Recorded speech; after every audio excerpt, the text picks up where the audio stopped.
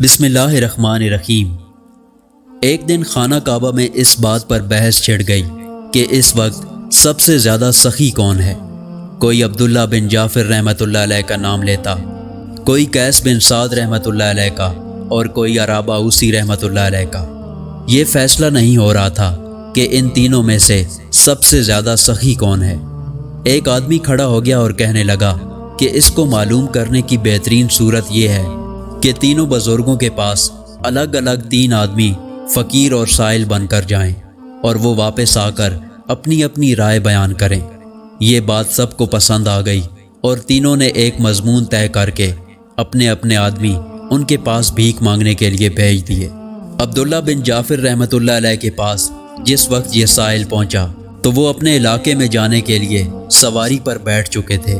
یہ معلوم کر کے کہ یہ سائل ہے، فوراً اپنی سواری سے اترے اور کہنے لگے کہ یہ لو، یہ حضرت علی رضی اللہ تعالیٰ عنہ کی تلوار ہے اور یہ سواری کسی ہوئی کھڑی ہے۔ ابھی میرے علاقے میں جاؤ اور وہاں جو کچھ بھی حاصل ہو سب لے لینا۔ چنانچہ اس آدمی کو ان کے علاقے سے 4000 روپیہ اور بہت سے بیش قیمت کپڑے وغیرہ وصول ہوئے اور وہ متبرک تلوار مفت میں ہاتھ آئی۔ قیس بن سعد رحمۃ اللہ علیہ کے ہاں جو شخص گیا تھا اسے وہاں پہنچ کر لونڈی نے بتایا کہ ابھی وہ سونے کے لیے لیٹے ہیں، لیکن جب اسے یہ معلوم ہوا کہ یہ سائل ہے اور کچھ مانگنے کے لیے آیا ہے تو کہنے لگی کہ ان کے جگا دینے سے تو میرے نزدیک یہی بہتر ہے کہ میں تیری حاجت پوری کر دوں۔ یہ کہہ کر اس نے 700 درہم کی ایک تھیلی جو اس وقت گھر میں موجود تھی لا کر دیتے ہوئے بولی کہ یہ لو اور اپنا آدمی ساتھ دیتی ہوں، ہمارے شترخانے چلے جاؤ، اگر کوئی سواری پسند آ جائے تو وہ بھی لے لینا۔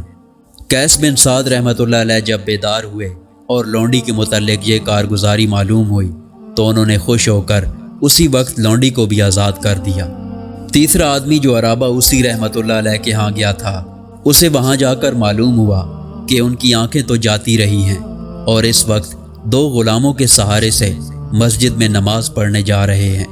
سائل نے بلا پس و پیش اسی حالت میں اپنا سوال ان کے آگے رکھ دیا۔ سائل کا سوال سنتے ہی آپ نے غلاموں کو روک دیا اور کف افسوس مل کر کہنے لگے کہ اب تو میرے پاس سوائے ان 2 غلاموں کے اور کچھ باقی نہیں بچا ہے، لہٰذا یہ حاضر ہیں، تم انہی کو لے جاؤ۔ سائل نے عرض کیا کہ اگر آپ انہیں بھی دے دیں گے تو آپ کو تکلیف ہوگی اور نماز وغیرہ پڑھنے کیسے جایا کریں گے؟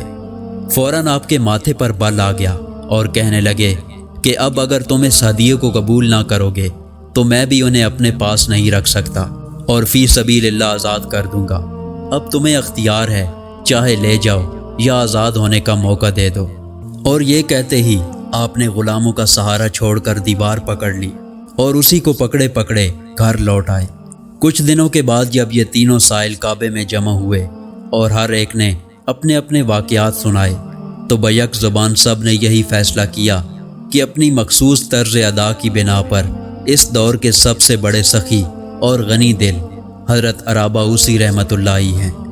سبحان اللہ۔ اس قسم کی مزید ویڈیو دیکھنے کے لیے ہمارے چینل کو سبسکرائب کریں۔ شکریہ۔